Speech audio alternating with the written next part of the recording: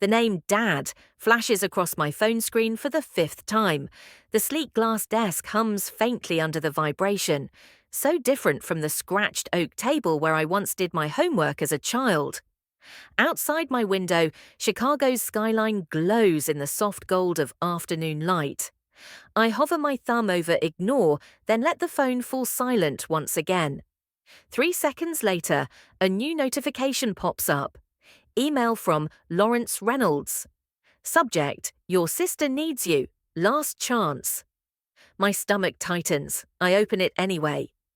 Chloe's wedding is the most important event of her life. Be there, or forget about any future support.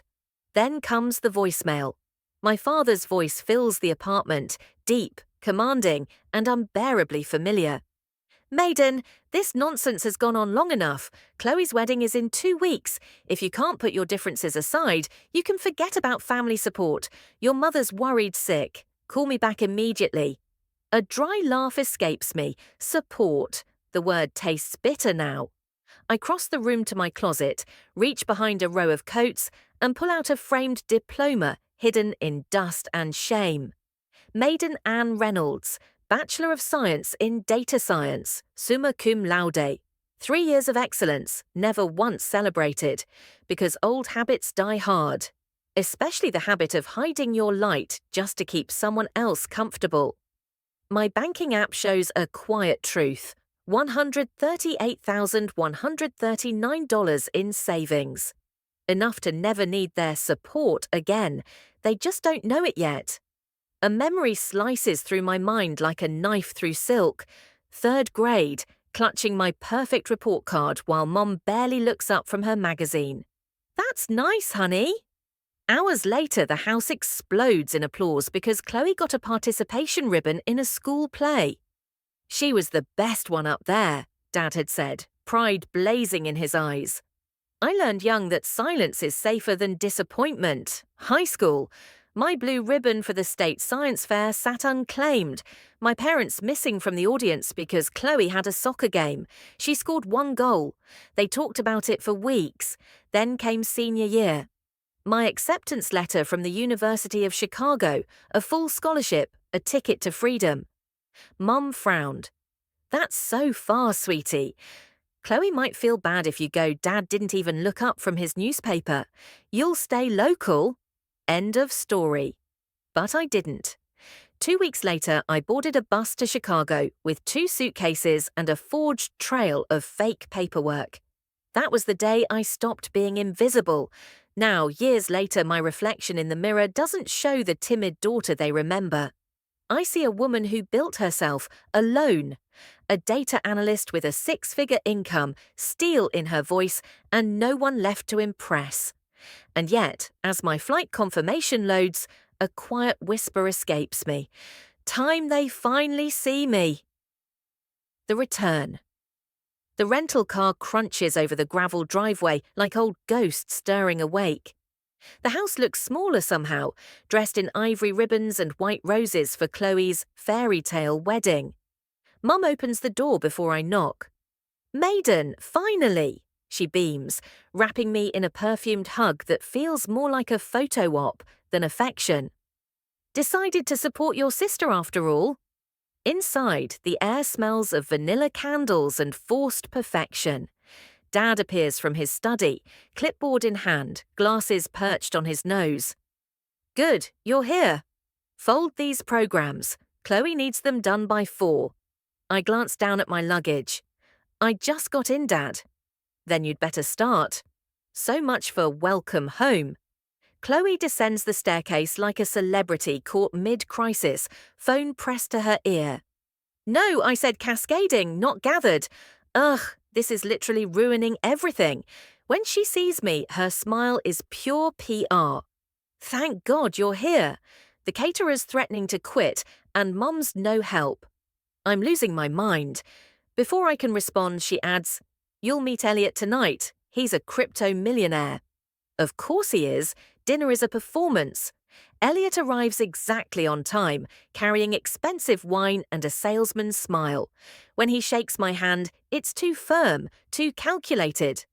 The mysterious sister from Chicago. Chloe says you're a genius. I analyze data. I reply flatly. Smart women are dangerous, he grins. We should talk crypto sometime. My father practically glows at him. My mother laughs too loud. Chloe basks in reflected status. I watch him like an algorithm that doesn't balance. Later, while fetching envelopes from Dad's office, I spot documents on his desk. House refinancing, approved.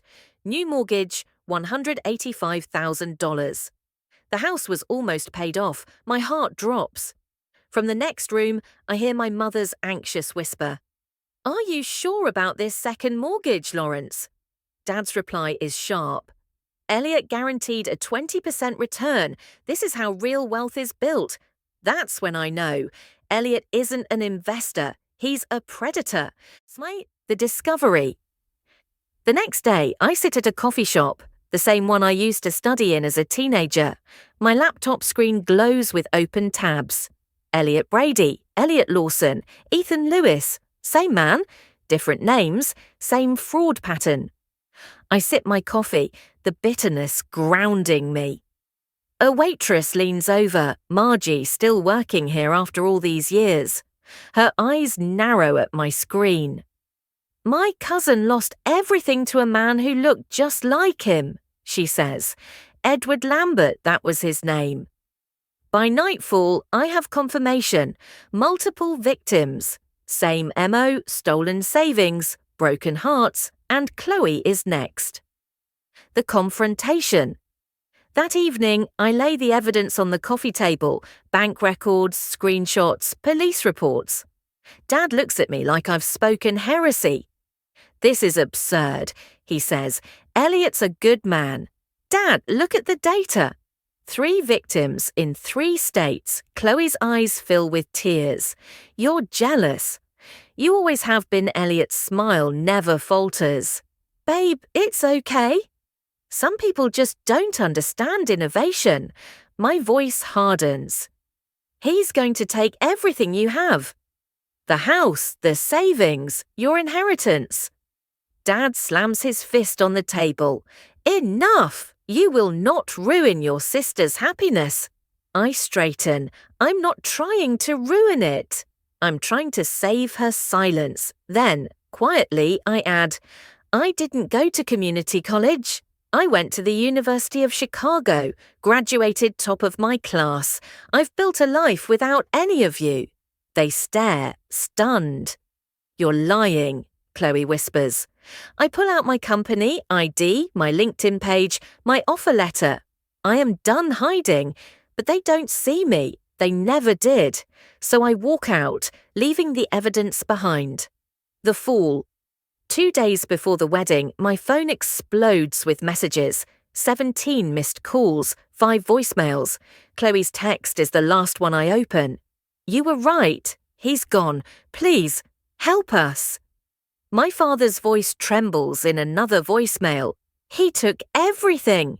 Even your mother's retirement. Please come home. I stare out at Lake Michigan's horizon. For years I would have done anything to hear those words.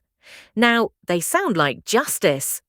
Still, I book a ticket, not out of obligation, but closure. The reckoning. The house is chaos when I arrive. Flowers wilt in buckets. The wedding tent is half dismantled. Mum's eyes are swollen. Dad's posture broken. We thought maybe you could help us. Financially, he mutters. I take a deep breath. I can help you file police reports. I can connect you with lawyers. I can't give you my savings. Chloe glares through puffy eyes. So you're just going to abandon us? I meet her gaze evenly. I'm setting boundaries, not abandoning anyone. Dad's voice rises. This family supported you your whole life. I laugh once, bitterly. Did you? When? When you ignored every success I had. Aunt Helen steps through the door just then, face stern. She's right. I saw it all. You made her invisible. For the first time, they all fall silent. The terms. I lay the papers on the table, legal documents prepared by my lawyer. I'll pay off the mortgage and manage your debts, but under my terms. Through my advisor. No direct access. Mom's voice trembles. You'd make us sign something like this? Yes, I say quietly. Because trust must now be earned. Dad reads the clause aloud, admits emotional neglect and favoritism. Exactly. I want acknowledgement, not apology, just truth. 10 minutes later, their signatures stain the page. For the first time in my life, I hold the power. The rise 1 year later. The diploma now hangs proudly on my home office wall, no longer hidden behind coats. The house in Chicago has been replaced by a craftsman bungalow filled with light, peace, and purpose. I mentor first-generation college women, teaching them financial literacy and confidence. When my student Layla calls to say she got her scholarship, my eyes sting. I didn't win because I was lucky, she says. I won because I stopped apologizing for existing. Exactly, I whisper. In my garden, tomato vines climb toward the sun, strong and steady. A letter from my therapist rests on the patio table. Patient demonstrates significant progress in establishing boundaries and recognizing her own worth. Aunt Helen's texts come monthly now, updates that Chloe's rebuilding slowly, that my parents still struggle, still silent. And that's okay. Boundaries are not walls, they're doors I choose when to open. That night, at a community award ceremony, I accept a glass plaque for my mentorship program. No empty chairs where parents should sit, only faces that see me, truly see me. Worth doesn't come from approval, I tell the crowd.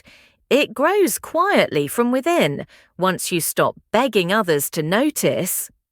Later, I water my rose bushes, touching one stem I once thought I'd pruned too harshly. It's sprouting again, fuller, stronger. Some things grow better after being cut back, just like me.